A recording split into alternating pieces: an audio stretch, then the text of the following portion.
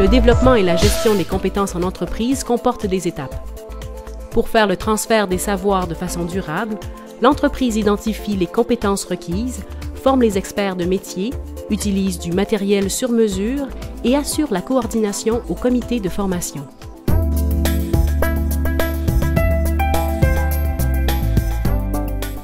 L'approche du comité sectoriel est basée sur l'implantation des programmes d'apprentissage en milieu de travail. Donc, les programmes d'apprentissage découlent des normes professionnelles et l'approche du comité sectoriel, c'est d'adapter les programmes d'apprentissage en milieu de travail, les normes professionnelles au plancher de production.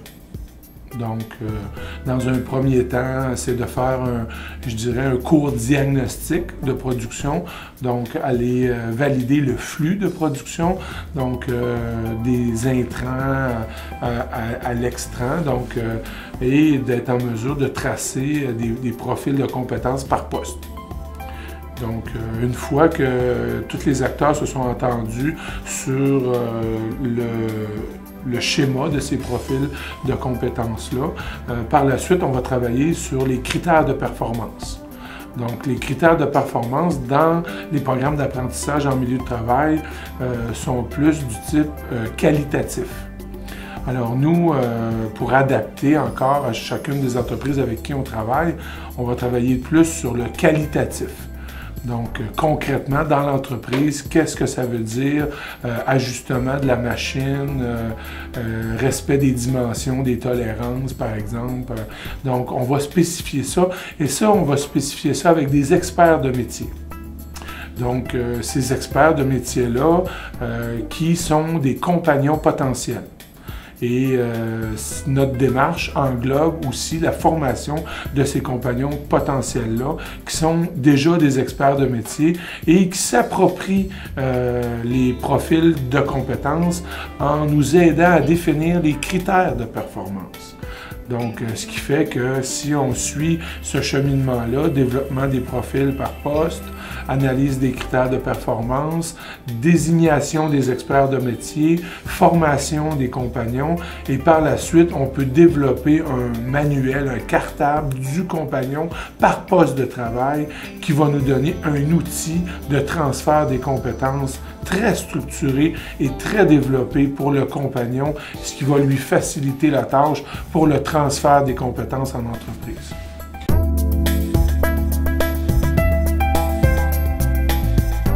La première étape, c'est de la définir, la compétence. Hein, on la définit, la compétence en entreprise, en lien avec les postes qu'il y a sur le plancher de production. Puis par la suite, on est capable d'obtenir une photo du niveau de compétence. Puis quand on parle de développement, bien là, on parle de formation. Donc, développement des compétences, on structure la formation. Structurer la formation, c'est qu'il faut aller chercher l'expertise. L'expertise des gens à l'interne, dans l'entreprise, qui ont le niveau de compétences désiré et qui vont être en mesure de transférer leur expertise aux autres travailleurs dans l'entreprise. On voulait développer les compétences actuelles, donc pour ça, il fallait prendre l'image des compétences actuelles. Fait qu'on a demandé à chaque superviseur et ses chefs d'équipe, et même on a impliqué les employés là-dedans, on a toutes listé les tâches qu'on avait besoin actuellement, qu'on avait dans l'usine, avec toute la liste des employés. Puis on a fait un tableau de ça, on l'a mis ça à la cafétéria, on a demandé aux gens, allez vérifier, allez vous assurer là, que vos compétences sont vraiment affichées là. Après ça, on a sorti les besoins futurs de chacune des cellules qu'on va mettre en place. Puis là, ben, ça sortait que, bon, il y a une cellule que si on met 3 employés là-dedans, ben, dans les 3 employés, il faut qu'ils connaissent 5 tâches chacun. Ben, les 3 employés qui ont accepté d'aller là connaissent seulement une tâche. Donc, il faut les former chacun sur 4 tâches. Fait que c'était la première portion qu'on a fait.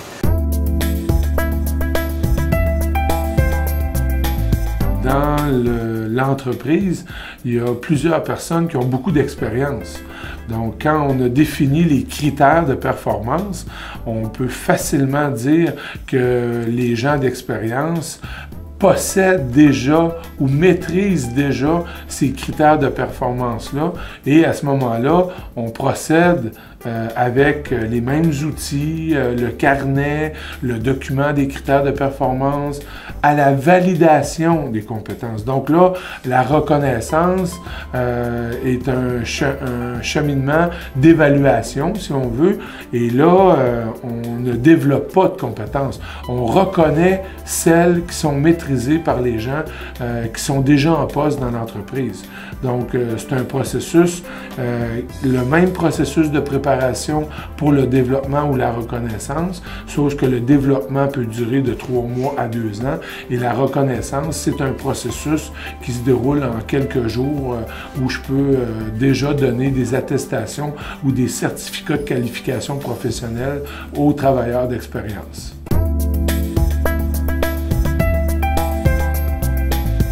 Cette formation-là tend plus à définir un capital humain, à améliorer des compétences, à avoir un aspect interrelationnel. Et là, quand on rentre en entreprise, ce qu'on désire faire, c'est améliorer le processus. Donc, améliorer le processus, ça veut dire, par le fait même, définir mieux qu'est-ce que je vais transférer comme compétences, éléments de compétences, critères de performance. Donc, à partir du moment où je me pose ces questions-là, quelqu'un doit y répondre. Donc, si quelqu'un y répond dans l'entreprise, j'amorce le développement du processus de gestion des compétences parce que je dois les définir, je dois les documenter, je dois les évaluer et ça, c'est le processus de gestion des compétences.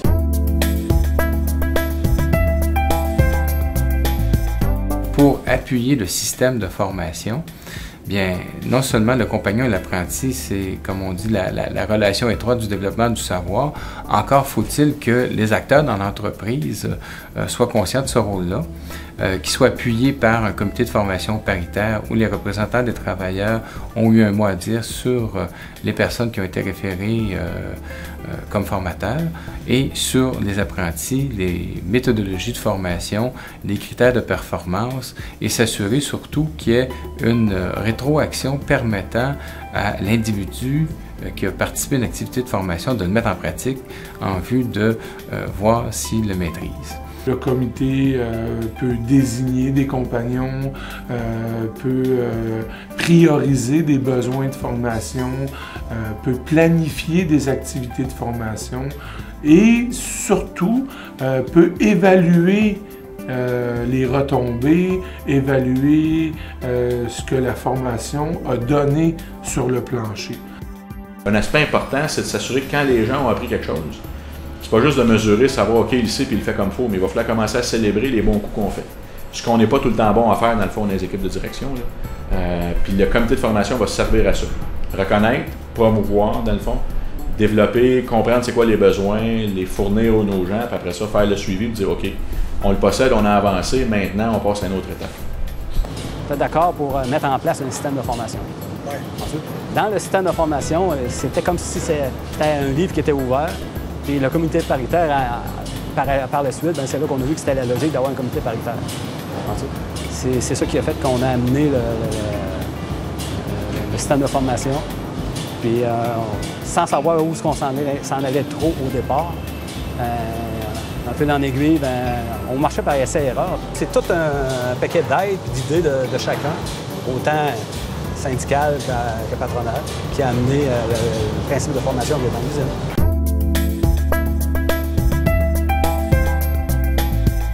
Le comité sectoriel offre dans son outil de gestion des compétences, sa plateforme de gestion des compétences, tous les outils papier requis, que ce soit les normes professionnelles, les programmes d'apprentissage, les guides d'apprentissage développés par le comité sectoriel et on travaille avec ces outils-là et au fur et à mesure, le chargé de projet du comité sectoriel peut initier les acteurs principaux du projet à la gestion informatique des compétences. Donc, il y a possibilité là, de structurer des accès secondaires aux différents intervenants pour, je dirais, y aller étape par étape avec les différents acteurs pour leur démontrer les facilités d'utilisation et surtout je dirais, l'archivage de tous les documents qu'on a développés en entreprise, par poste de travail, les procédures, les normes de qualité, la santé-sécurité, les documents qui ont spécifié les critères de performance. Tout ça peut se retrouver sur la plateforme de gestion des compétences, ce qui fait que, pour une raison ou une autre, il y a quelqu'un qui quitte l'entreprise, mais à ce moment-là, l'entreprise n'a pas perdu tous les travaux qui ont été faits. On a un archivage qui nous permet une continuité dans notre projet de développement des compétences. Et ça, c'est un outil stratégique très important pour les entreprises, compte tenu du roulement de personnel, compte tenu du départ à la retraite de beaucoup de gens, compte tenu aussi je dirais, de la stabilité de la main-d'œuvre.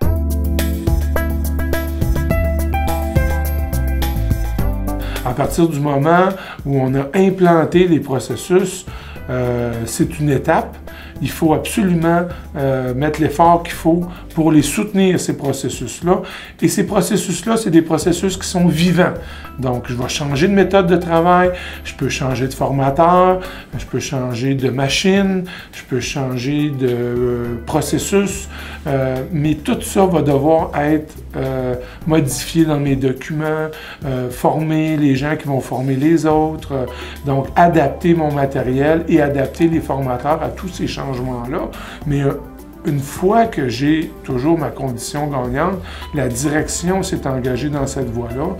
Je suis certain que le chargé de projet, le responsable de la formation, le responsable des ressources humaines, il y a quelqu'un qui va voir au développement de tout ce matériel-là et de ces méthodes-là, parce que le gain est trop important pour les entreprises actuellement.